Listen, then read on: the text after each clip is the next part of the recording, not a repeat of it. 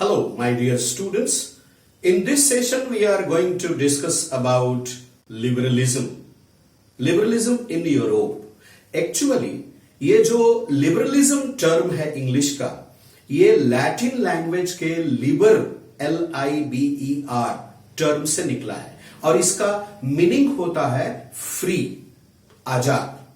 Okay, लेकिन यहां पे जो लिबरलिज्म का मीनिंग हम लोग देखते हैं, here what we see in the field of politics, liberalism का मीनिंग वही चल रहा था जो 1789 के समय यानी फ्रेंच रिवॉल्यूशन के समय लिबरल आइडियोलॉजी का मीनिंग था.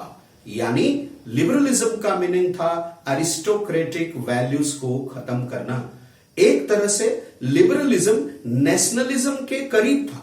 लिबरलिज्म और नेशनलिज्म दोनों एक जैसे समझे जा रहे थे यूरोप में 19th सेंचुरी के मिड तक, यानी 1850 के आसपास तक ऐसा देखा गया.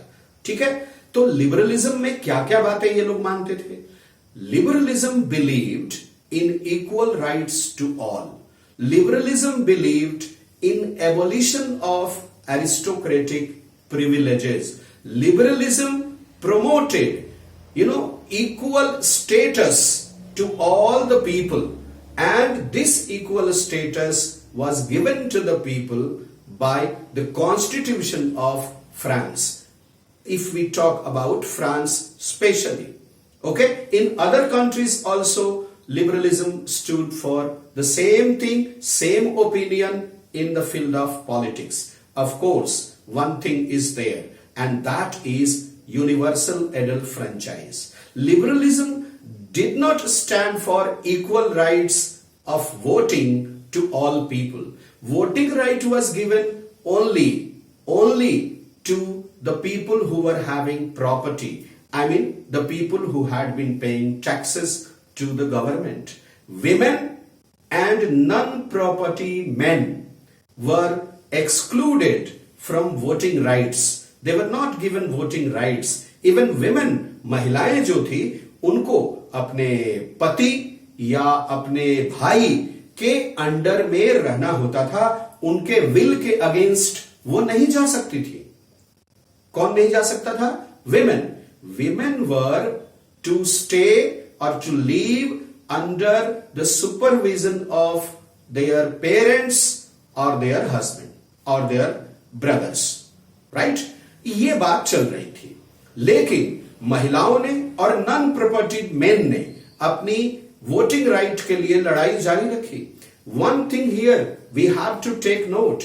During the what we say Maximilien Robespierre's period that we call 1793, 94, 95 like that, ये जो पीरियड था रेन ऑफ टेरर का, इस समय वोटिंग राइट दिया गया था मेन को, all main. Women were not given, main were given. Okay, and Napoleon Bonaparte himself, he had given voting rights to men. He also had not given voting rights to women. यहां भी voting right Napoleon Bonaparte ने भी limited ही कर दिया था.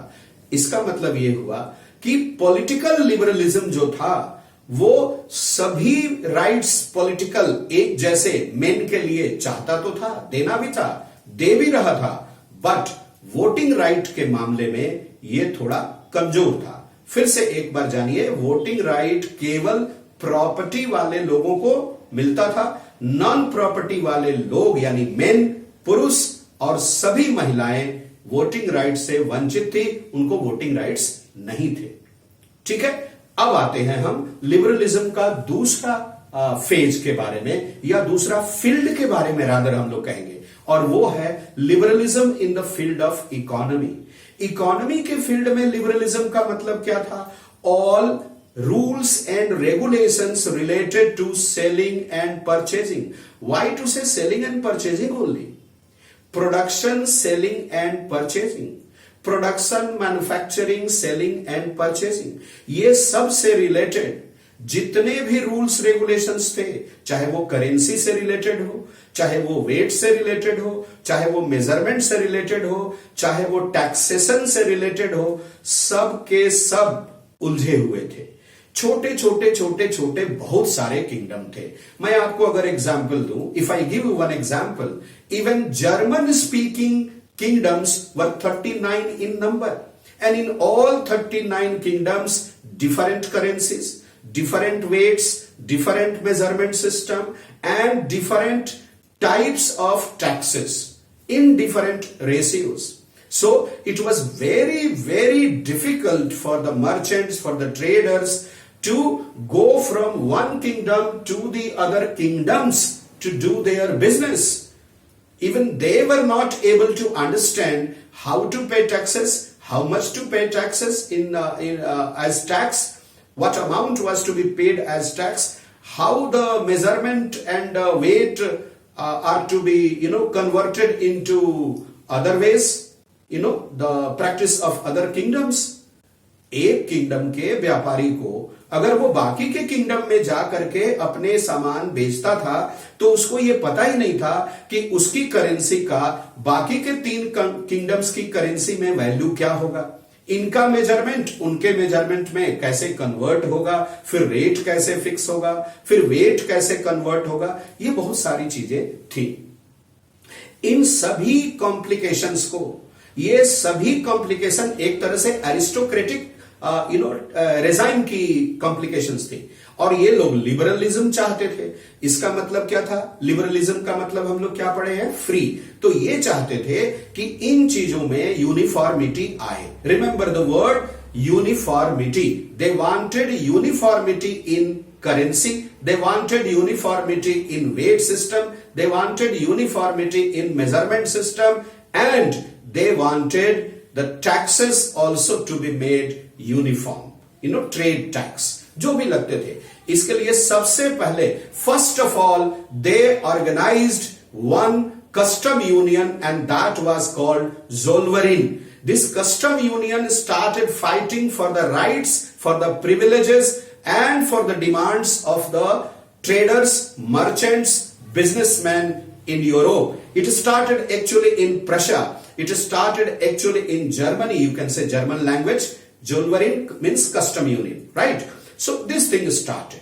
इसका मतलब क्या हुआ कि इकोनॉमी के फील्ड में लिबरलिज्म का मतलब था मार्केटिंग से रिलेटेड सभी रूल्स को uniform banana. In the field of economy, the meaning of liberalism was to make liberal rules related to marketing, related to selling and purchasing, related to weight system, related to measurement system, related to currency system and taxation system. That is liberalism. Hope my children have understood this topic, meaning of liberalism, then meaning of liberalism in the field of politics, then meaning of liberalism in the field of economy. This is the topic, and it is asked in 3 ways. Number 1, explain the term liberalism in Europe in the 18th centuries and 19th century. Okay, then in fact it is mid 18th to mid 19th century. Then second, it is asked, explain the meaning of liberalism in the field of politics in Europe during the same period I told, mid of 18th century to mid of 19th century. Means it is 1750 to 1850. That is the period if you go in years. Okay. Then meaning of liberalism in the field of economy. Okay. ये हम लोग पूछते हैं, ये अक्सर board exams में questions आते हैं, and I hope all of you have understood this. Thank you very much. God bless you all. Stay at home. Thank you.